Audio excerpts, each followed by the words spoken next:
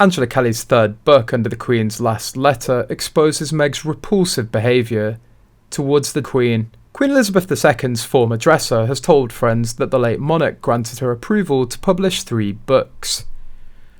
Angela Kelly says Elizabeth II put a permission in a letter which could be considered a trump card over King Charles, who reportedly felt the author's last book strayed too far into intimate details. Angela Kelly has reported signed a non-disclosure agreement with King Charles in exchange for a grace and favour home, which is believed to be near the Peak District. Kelly is banned from using the terms palace and king under the NDA, which is believed to have scuppered plans for a 3rd book. That means she's allowed to write about Meghan and Harry as well as the Queen, words that are not prohibited in the non-disclosure agreement. Also, sources have revealed that Miss Kelly had the late Queen's written approval, which could take precedence over any NDA that she signed. A source revealed with the 3rd book, Angela wants to expose the actions of Meghan and Harry towards the late Queen. They caused Her Majesty to suffer much more than she needed to before they left. The Queen had been briefed on Meghan's past behaviour as well as crimes and underhanded actions taken while she was dating and engaged to Harry. She was smirking because she's glad that the Queen was dead. At her own wedding, they sang the national anthem, God Save the Queen. Meghan smiled the entire way through, singing the words through her smiling grin. So weird when she does that because it's so fake. At the last God Save the Queen, her smile instantly disappears.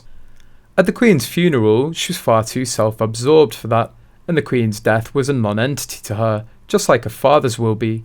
She smirked because she felt she was killing it at appearing sad. She just knew she was selling that Best Actress performance. It reminds us of that ridiculous bow at the funeral. As usual, she can't help herself and goes too far, which made her look dramatic and, more importantly, insincere. When Meghan made that smirk, she was probably thinking about how Queen Elizabeth II's death meant her husband would move up in the line of succession, and her kids would now be prince and princess. Also remember that the Queen denied them the half-in half-out work plan that they wanted, and that ruined their marching plans and made them go on a revenge campaign, so now she's probably feeling vindicated. The royal family all knew the facts about Meghan, the Queen, Charles, William, hence all their anger and disgust. The Queen making out-of-character remarks, Charles and William yelling at Harry during the Sandringham summit, William throwing Harry into the dog bowl. Whatever was going on with Meghan, it must have been very, very bad. Harry and Meghan have both claimed to have a great relationship with the Queen, and they've told lots of lies about her, i.e. claiming that she told Harry things she couldn't share with others, claims of regular Zoom calls to California, Meghan's claims of a special warmth with the matriarch.